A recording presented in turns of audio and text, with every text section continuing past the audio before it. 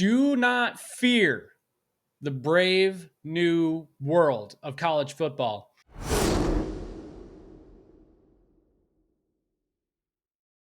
Dennis Dodd wrote in an article for Lindy Sports College Football 2024 Preview Magazine, and in that he claims that the brave new world of college football is really not all that scary. He talks about how the NCAA argues in court that paying players would ruin the tradition of college players being unpaid amateurs. Well, yeah, kind of. But I mean, tradition, right? Because that's always the best reason to do something, or not do in this case. The NCAA argued that NIL would ruin the sport, that people everywhere would turn off their televisions, leaving the game to die a very unprofitable death. In the distance, you can hear sirens, babies crying while mothers weep. So far, the NCAA has been completely wrong. The game is in a very strong position, revenue-wise. I think you got to go to the next slide.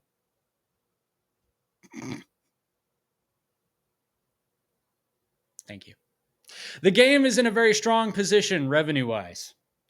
Dennis Dodd writes that attendance is up in consecutive seasons for the first time since 2008. TV viewership for the New Year's Six bowl games was the highest in the last 5 years and the fifth highest in the 10-year history of the college football playoff. Michigan alone played in 3 of the most watched games of the season, too, 2023 season.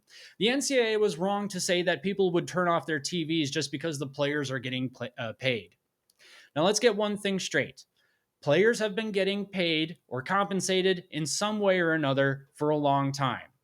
Whether it was legal or not, in cash, benefits, whatever, players have been getting incentives to go to certain schools to play football. We all know it, and yet we never turned off our TVs. Now we really know it.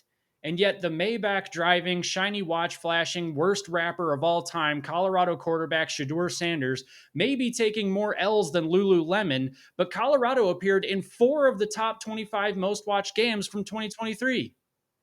Michigan created an entire NIL fund called the One More Year Fund to keep its veteran players from declaring for the draft, which ended up fueling one of the most dominant season performances in college football history. Also, Michigan played in the 3 most watched games of the 2023 season. Did I say that already? I did. I just forgot that I wrote it up there and wrote it again in my notes. Fans may say they're worried about the integrity of the game, and they might be partially right. I think when it comes down to it, though, they just want to be entertained. And I don't know that this game has ever been more entertaining. You can go to the next slide now. The on-field product may be about to get insanely cool.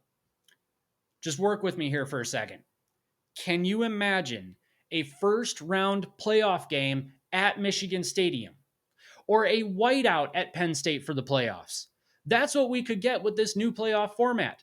Or maybe you're concerned about the inevitable playoff blowouts that'll come because of a group of, what are we at, 6? Group of 6 conferences now? What if a group of 6 conference team gets in and due to an at-large bid and they end up getting blown out? And yeah, that may happen. But remember that one time Michigan State got blown out 31-0 by Alabama in the football playoff in 2015? Or how about when Ohio State was shut out by Clemson in 2016? Or when Michigan, as much as this hurts, was blown out by Georgia in 2021? On the other hand, what about when Appalachian State walked into Kyle Field and upset number 5 Texas A&M? My point is, anything can happen in this game, and you should never underestimate that. And that's why I think you should not fear the brave new world of college football. Sam Hartman's looking downfield for Adrian. Carter almost has a one-handed catch. Almost.